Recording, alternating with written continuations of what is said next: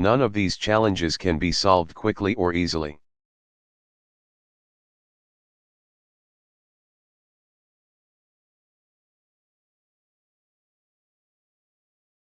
But all of them demand that we listen to one another and work together.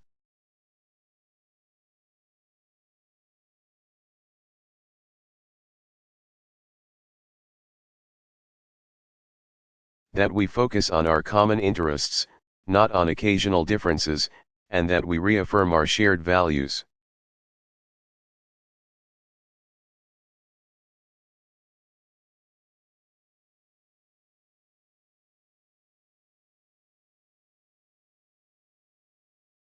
Which are stronger than any force that could drive us apart.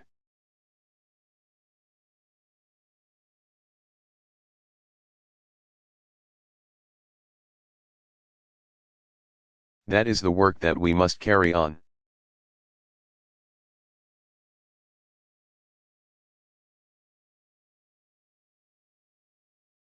That is the work that I have come to Europe to begin.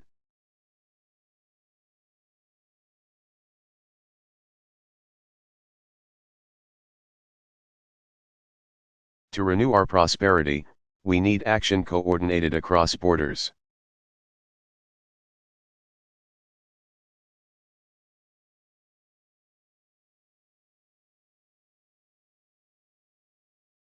That means investments to create new jobs.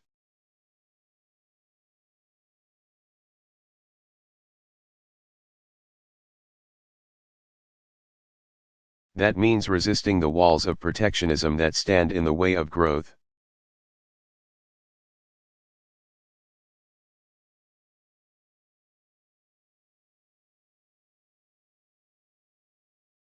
That means a change in our financial system, with new rules to prevent abuse and future crisis.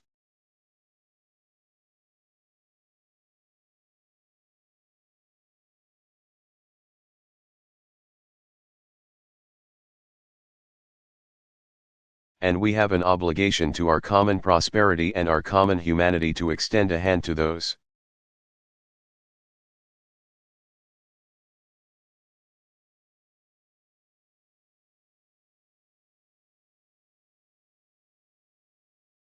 Emerging markets and impoverished people who are suffering the most, even though they may have had very little to do with financial crises.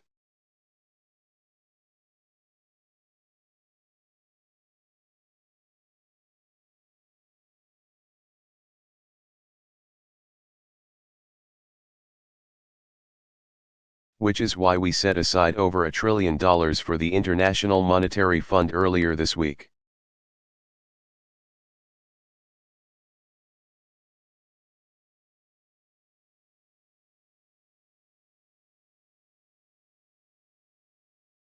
To make sure that everybody receives some assistance.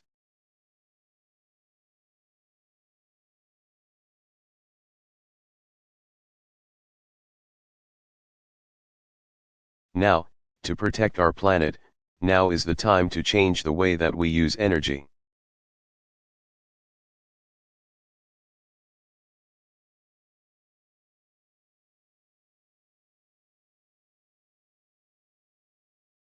Together, we must confront climate change by ending the world's dependence on fossil fuels.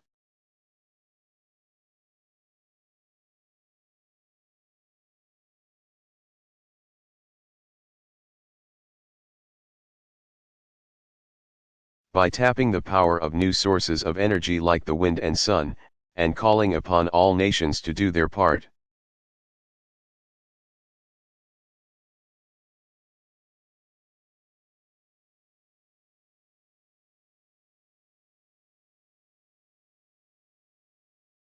And I pledge to you that in this global effort, the United States is now ready to lead.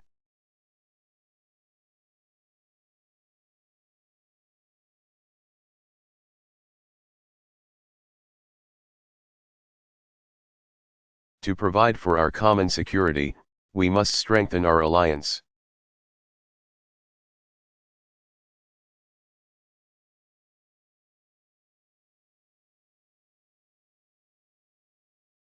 NATO was founded 60 years ago, after communism took over Czechoslovakia.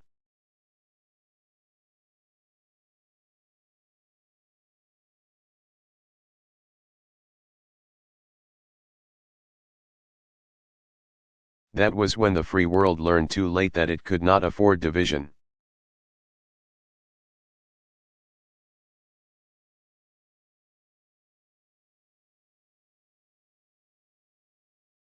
So we came together to forge the strongest alliance that the world has ever known.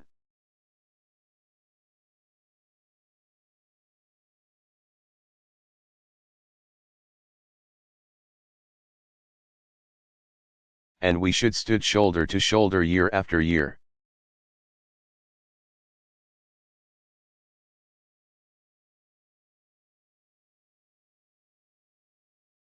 Decade after decade until an iron curtain was lifted, and freedom spread like flowing water.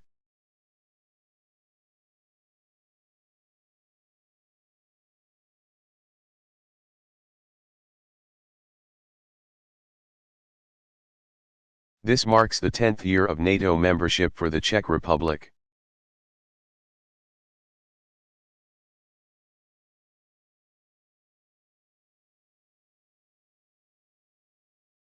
And I know that many times in the 20th century, decisions were made without you at the table.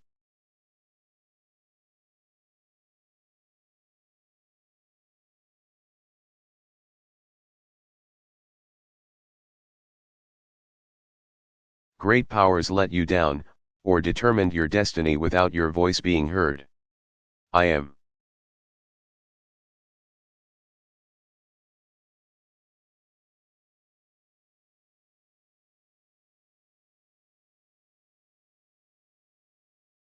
Here to say that the United States will never turn its back on the people of this nation.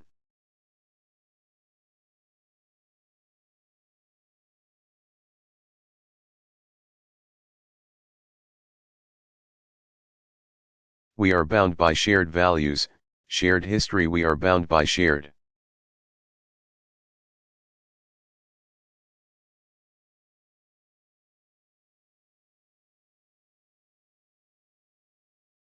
values and shared history and the enduring promise of our alliance.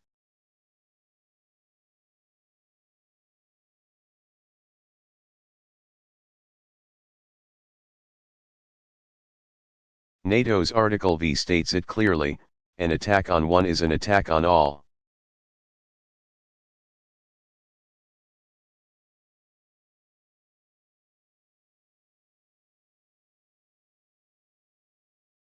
That is a promise for our time, and for all time.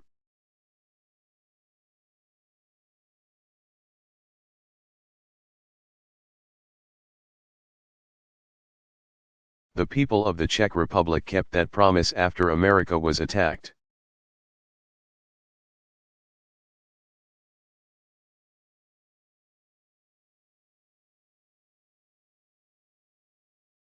Thousands were killed on our soil, and NATO responded.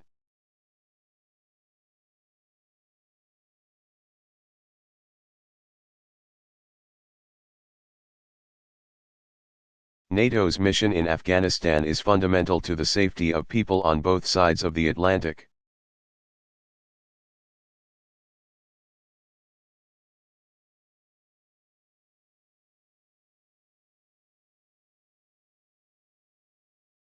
We are targeting the same Al-Qaeda terrorists who have struck from New York to London.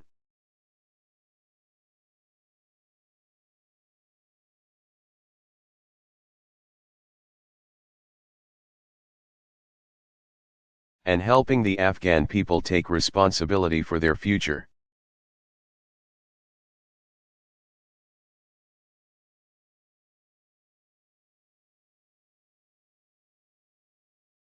We are demonstrating that free nations can make common cause on behalf of our common security.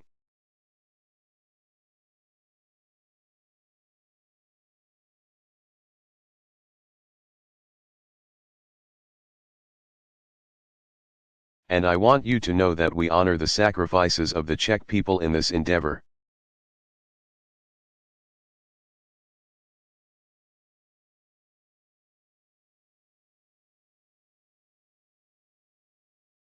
and mourn the loss of those you've lost.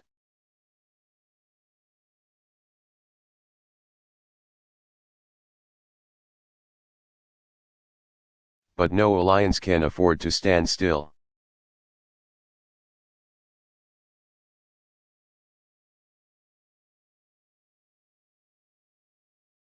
We must work together as NATO members so that we have contingency.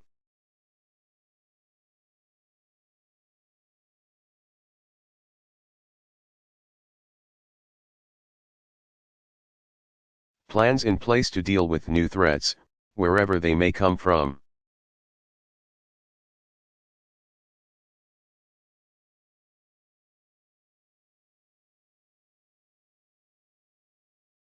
We must strengthen our cooperation with one another.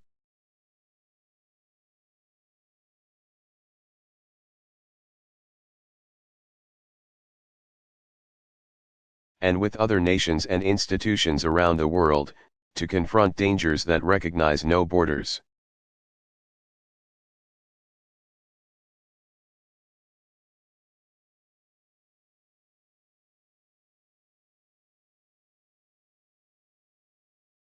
And we must pursue constructive relations with Russia on issues of common concern.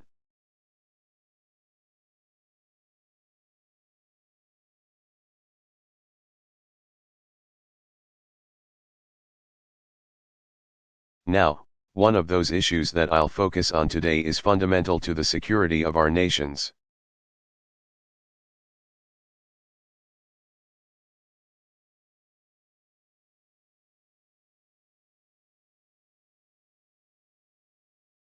And to the peace of the world. That's the future of nuclear weapons in the 21st century.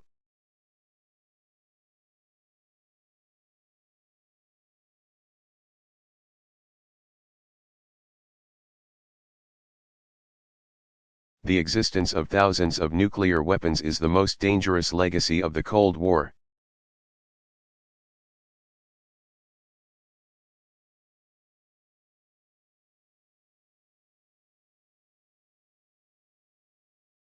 No nuclear war was fought between the United States and the Soviet Union.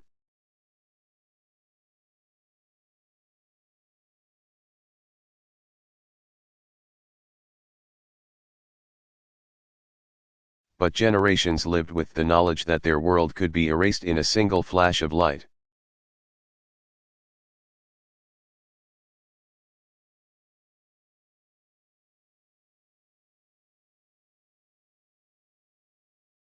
Cities like Prague that existed for centuries.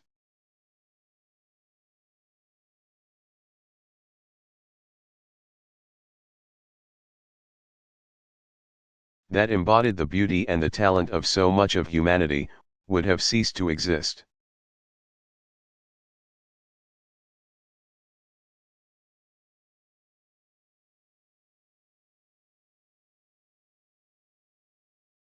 Today, the Cold War has disappeared, but thousands of those weapons have not.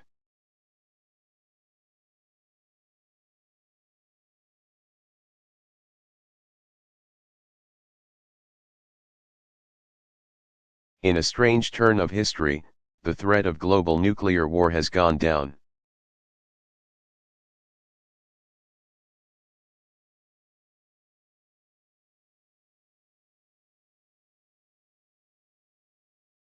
But the risk of a nuclear attack has gone up.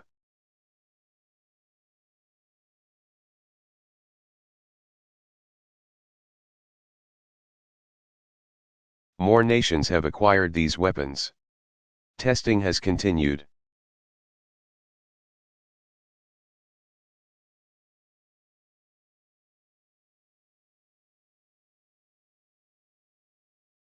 Black market trade in nuclear secrets and nuclear materials abound.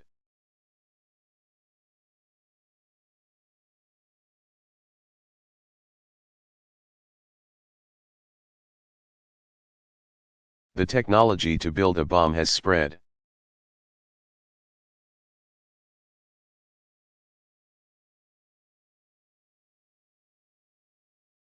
Terrorists are determined to buy, build, or steal one.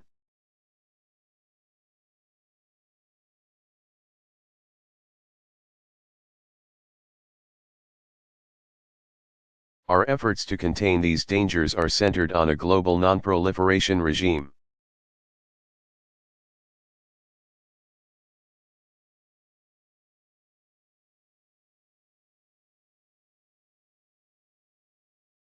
But as more people and nations break the rules, we could reach the point where the center cannot hold.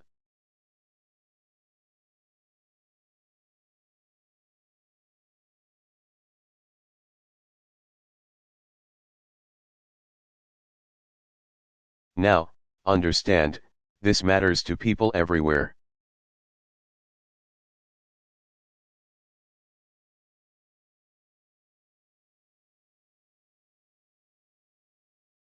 One nuclear weapon exploded in one city, be it New York or Moscow.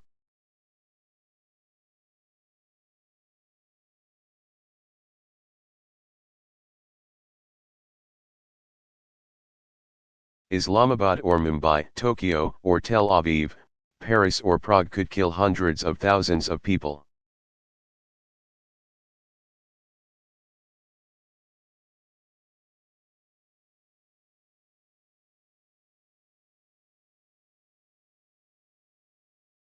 And no matter where it happens, there is no end to what the consequences might be for our global safety.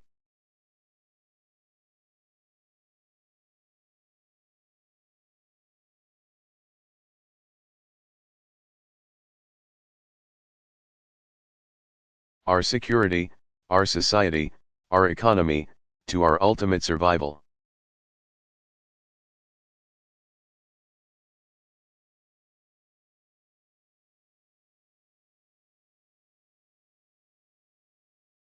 Some argue that the spread of these weapons cannot be stopped, cannot be checked, that we are destined.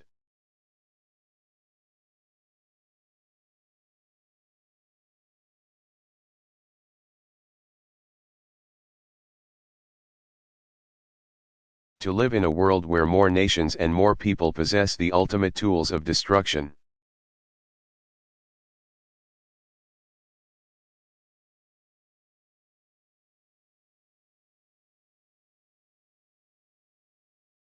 Such fatalism is a deadly adversary, for if we believe that the spread of nuclear weapons is inevitable,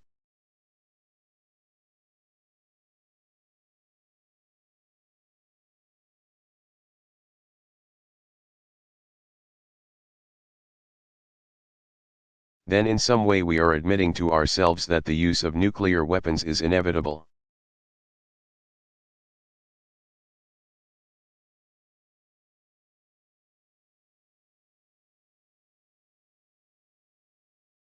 Just as we stood for freedom in the 20th century.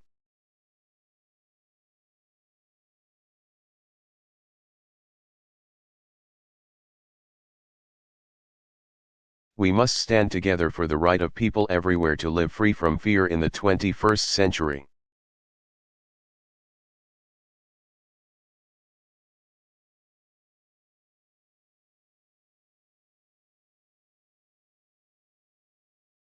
And as nuclear power, as a nuclear power, as the only nuclear power to have used a nuclear weapon.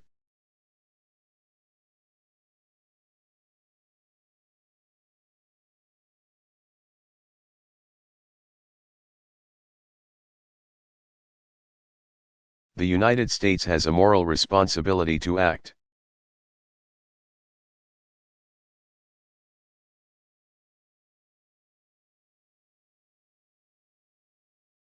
We cannot succeed in this endeavor alone, but we can lead it, we can start it.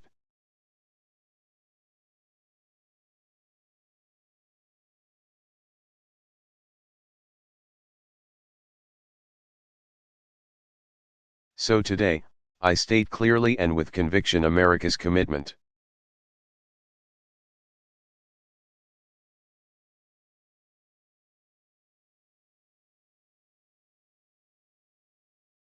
To seek the peace and security of a world without nuclear weapons.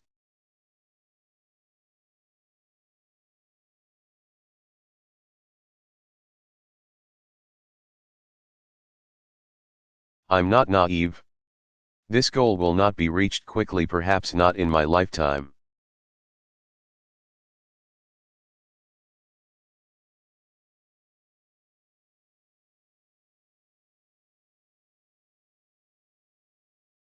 It will take patience and persistence.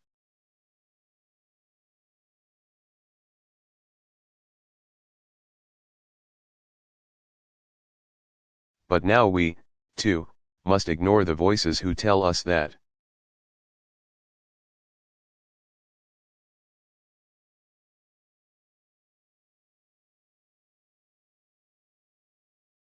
the world cannot change. We have to insist, yes, we can.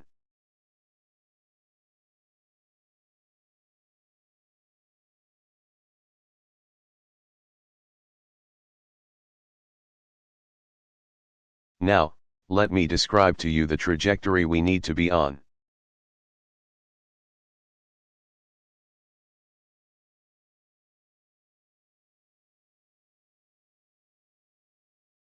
First, the United States will take concrete steps towards a world without nuclear weapons.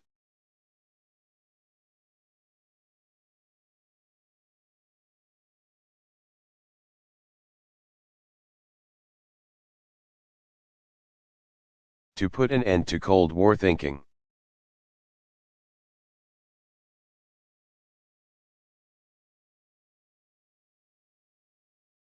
We will reduce the role of nuclear weapons in our national security strategy, and urge others to do the same.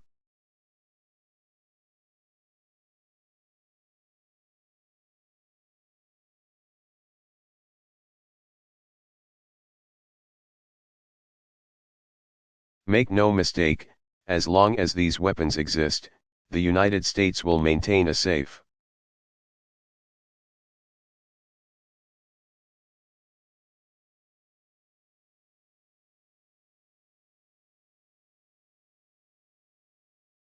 Secure and effective arsenal to deter any adversary, and guarantee that defense to our allies including the Czech Republic.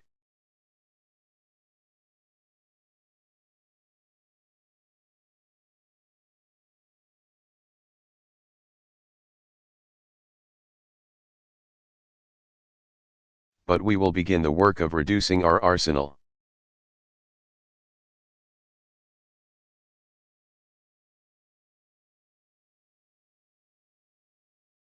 To reduce our warheads and stockpiles.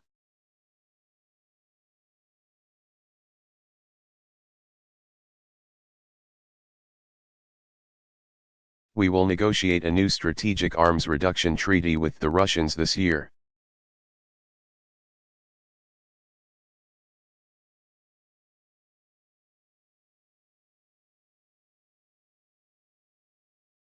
President Medvedev and I began this process in London.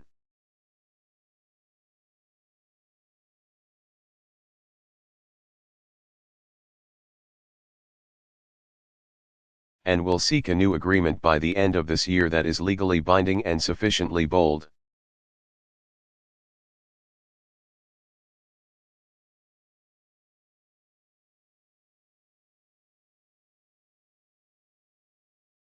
And this will set the stage for further cuts.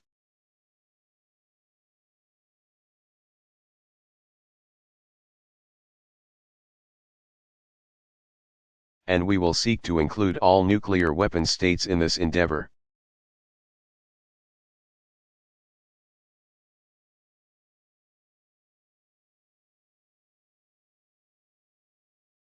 To achieve a global ban on nuclear testing, my administration will immediately and aggressively pursue you.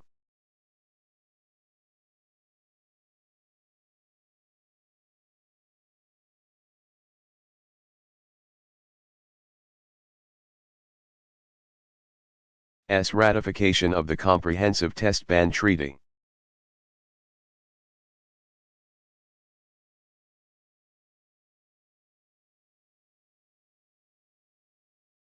After more than 5 decades of talks, it is time for the testing of nuclear weapons to finally be banned.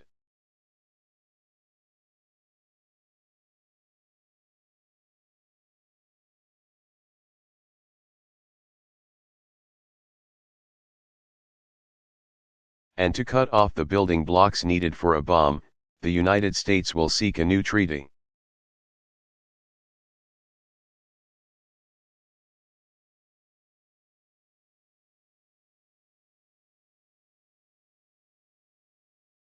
that verifiably ends the production of fissile materials intended for use in state nuclear weapons.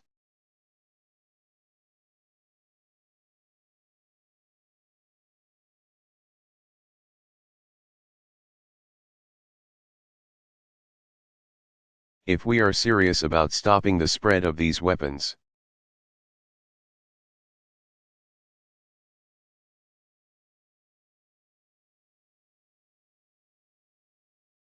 then we should put an end to the dedicated production of weapons-grade materials that create them. That's the first step.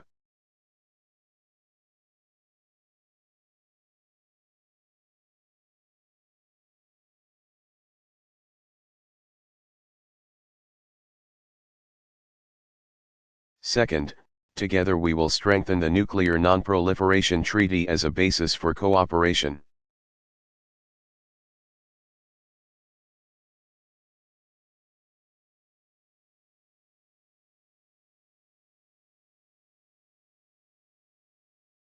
The basic bargain is sound: countries with nuclear weapons will move towards disarmament.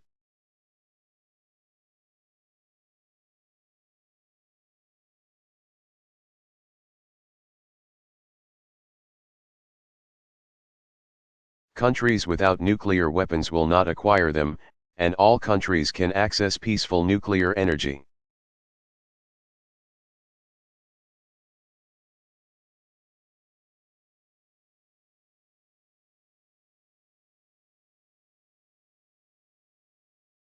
To strengthen the treaty, we should embrace several principles.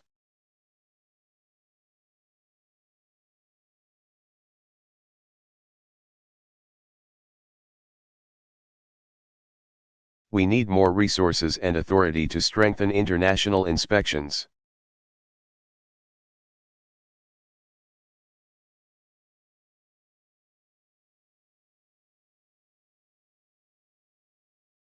We need real and immediate consequences for countries caught.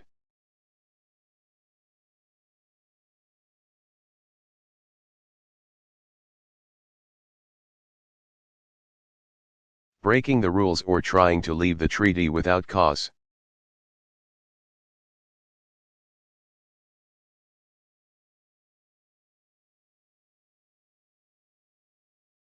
And we should build a new framework for civil nuclear cooperation, including an international fuel bank.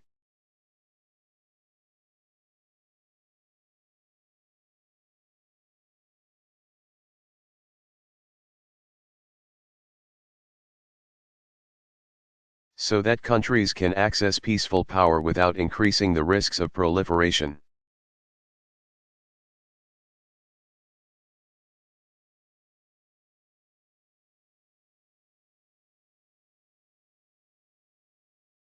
That must be the right of every nation that renounces nuclear weapons.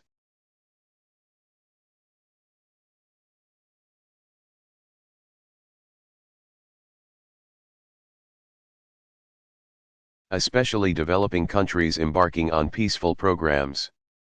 And no approach will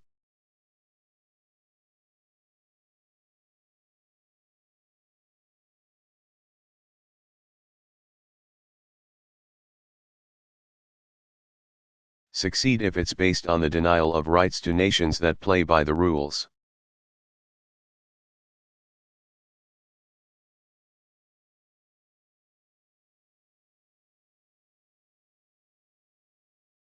We must harness the power of nuclear energy on behalf of our efforts to combat climate change.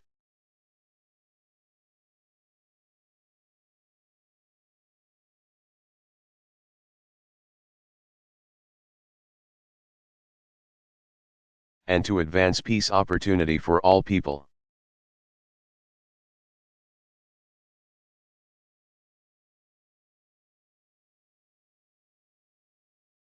But we go forward with no illusions.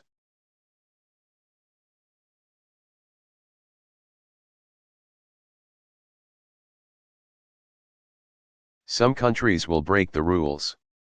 That's why we need a structure in